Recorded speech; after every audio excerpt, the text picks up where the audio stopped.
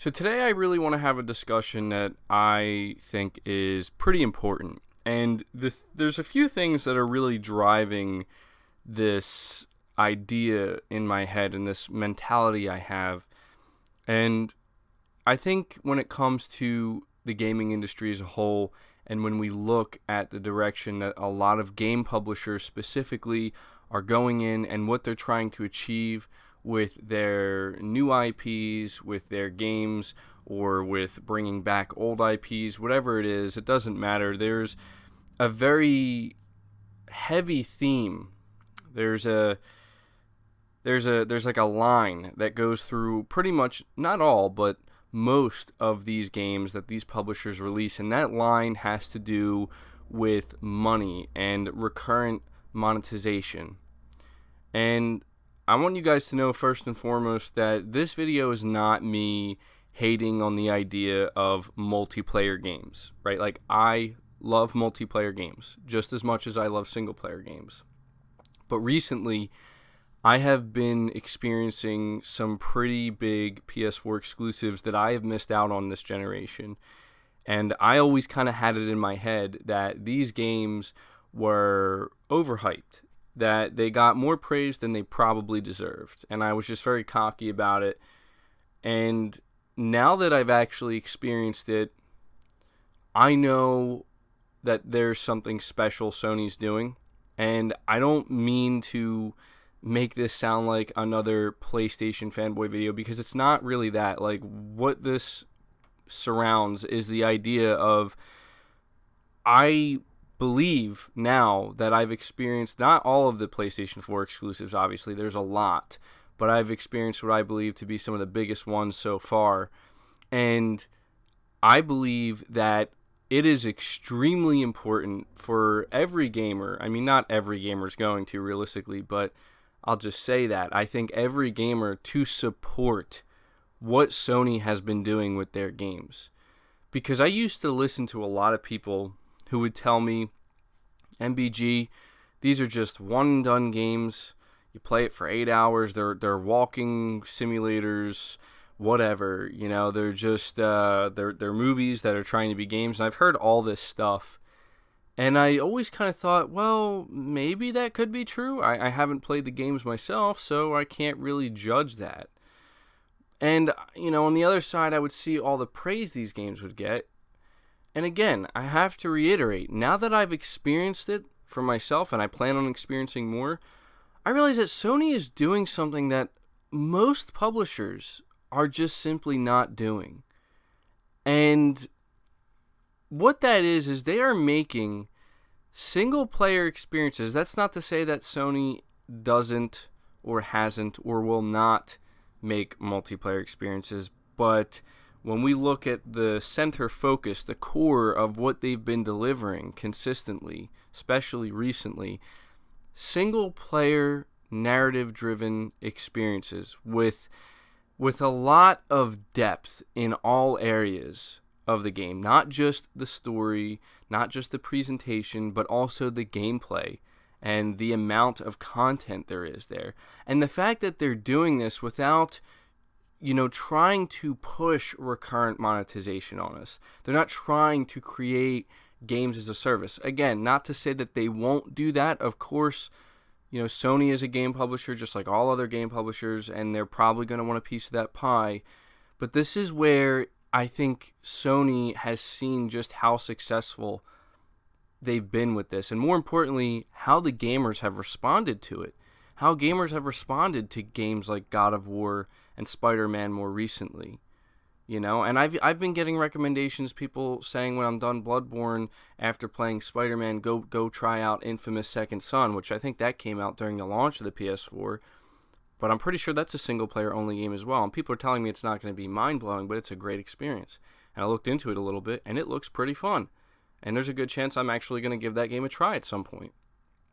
And, you know, after playing games like The Last of Us and Bloodborne, and I know that some games like Uncharted 4 did have multiplayer, and it does have, you know, microtransactions in it. So I'm not trying to make it seem like Sony doesn't partake in this at all. What I'm trying to say, though, is that it's important that gamers really do their best to show their utmost support for these games, and I feel really bad for not being there day one to give my $60 to God of War, to give my $60 to Bloodborne, because that game came out in 2015, to not give my $60 to The Last of Us, because I realize now that these games, man, like, they are worth the money. They are 110% worth the $60 purchase. And I look at games that have come out recently. I look at the games that are coming out, and even single-player games that have microtransactions shoved inside of them. It's a disgrace. And I really have a problem with people who try to defend this and make it seem like it's just optional. It's just optional. And it's just a tired excuse. Sure, it's optional, but that doesn't justify it. You're missing the point. It really bothers me that so many games these days, it really seems like they're built from the ground up in boardrooms by executives. And it's just about maximum monetization. And again, that's not to say that I have necessarily a problem with publishers and studios wanting to further monetize their games. But in my opinion, there's a right way to do it and there's a wrong way to do it. And then there are those that just respect the art. They respect the medium, and they feel as though, you know what? If we have a good product, okay, it should be like, people should have no problem spending $60 on it. And I feel like when you look, I think I'll use God of War as an example once again. I think if Sony were to charge $80 for God of War, like, just make it $20 more expensive because they feel that they worked so hard on the game, or the studio, Sony Santa Monica, they worked so hard on the game, they put so much passion into it, and they don't plan on monetizing it any further, but they feel as though it's worth an $80 price tag. I honestly believe that most people would have a problem with that, and people would lose their minds. But for those who did pay that $80, I don't think anybody would argue that it wasn't worth $80, considering there are people out there who pay $80 for literal garbage in games, for just literal skins for a character that do nothing but just change how your character looks. What I'm trying to say is that ultimately, I feel it's important, especially now for me, and I do encourage everybody as well who's a gamer, but it's really just, this video is just a reflection of my shift in my mentality. I paid $60, and I'm sorry I have to bring this up, and if you're an Xbox person, I'm not trying to offend you, but I was an Xbox person, and I have to just bring this up because it's the most recent example I can think of. I paid $60 for Sea of Thieves. And I probably played that game no more than 8 hours. And my time in that game was terrible. I mean, it wasn't all terrible. I did have some fun. But all I could think when I reached that 8 to 9 hour mark is, I cannot believe I actually paid $60 for this.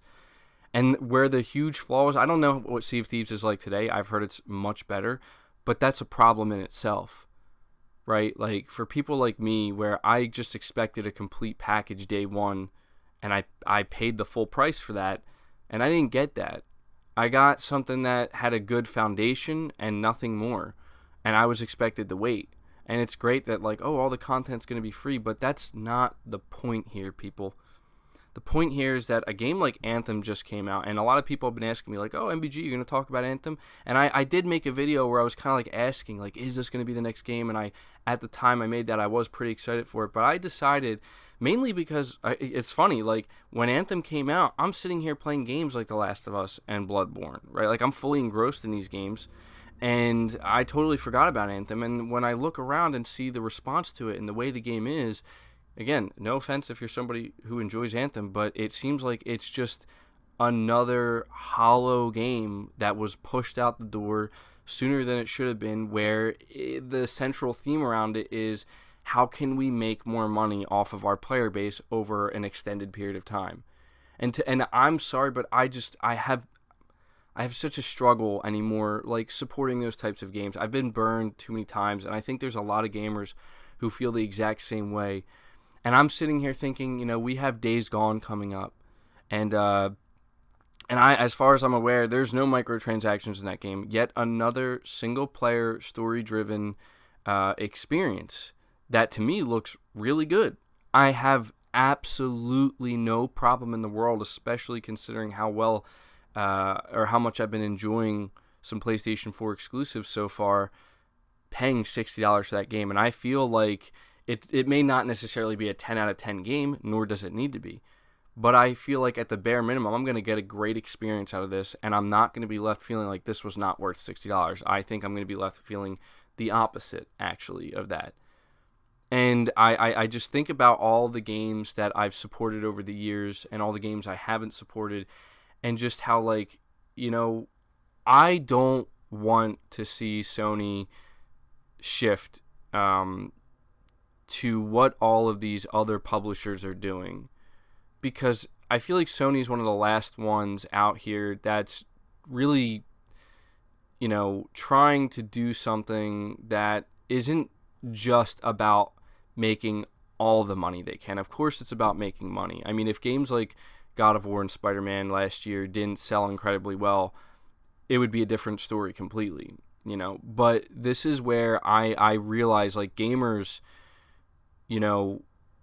are speaking with their wallets. Not in every case, but in this case they are, where they are supporting products that truly deserve their money and that truly are retaining something special that has made gaming special since the beginning. And I'm glad to see that Sony is not out here thinking, we're not satisfied with God of War because it didn't make all the money in the world.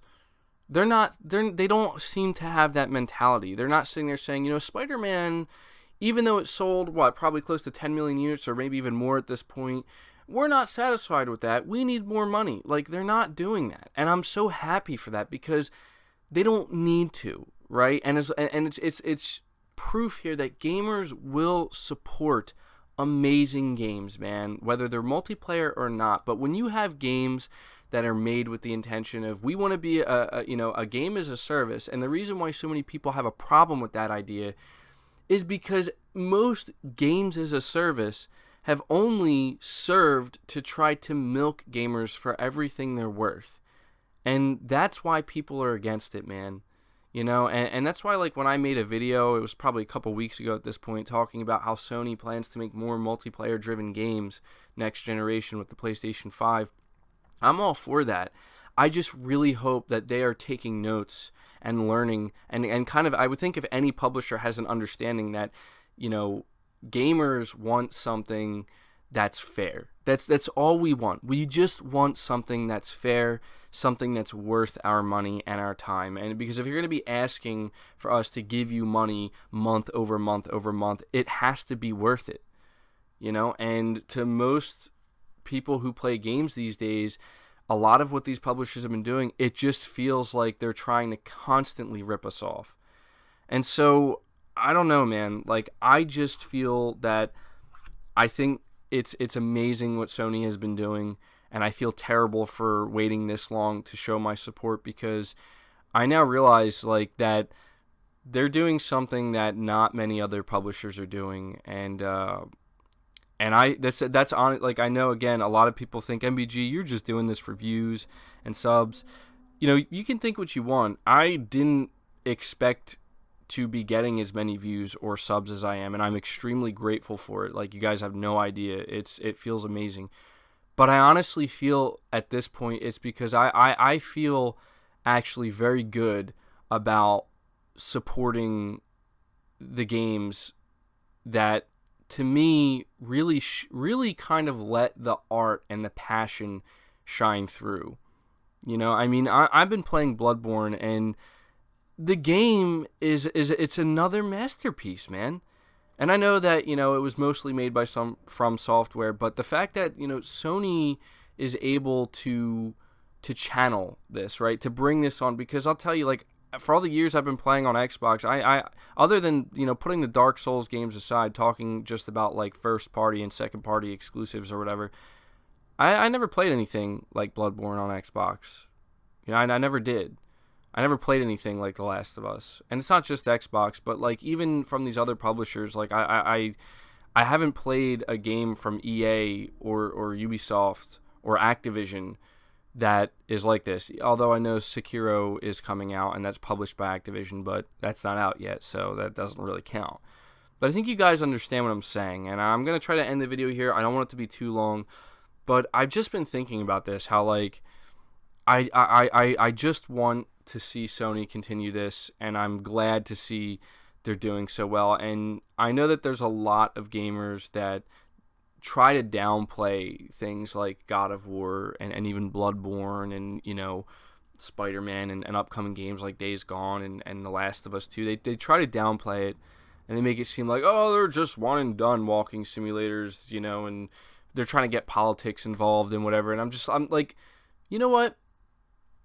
I'm sorry, but you're just wrong. Like, you're just flat out wrong, okay? Like, if you play a game like God of War and you're left thinking that, wow, that's just a one and done walking simulator, that's not a decent experience at the bare minimum, and you actually feel like it's a bad game, I'm sorry, but you have horrendous taste in games. Like, you really do.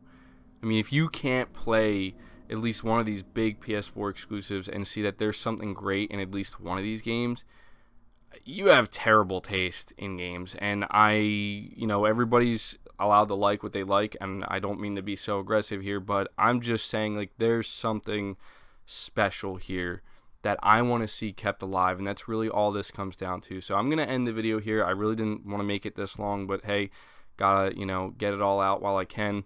And hopefully you guys did enjoy it. At this point, I'm going to ask you to let me know your thoughts down in the comments below about what I had to say. Do you agree with me? Do you disagree? Let me know why or why not. Let's try to keep it civil if we're able to.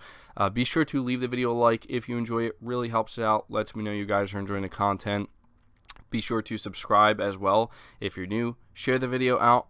On top of that, really helps. And don't forget to hit the bell notification icon on top of all that. But until next time, guys, take care.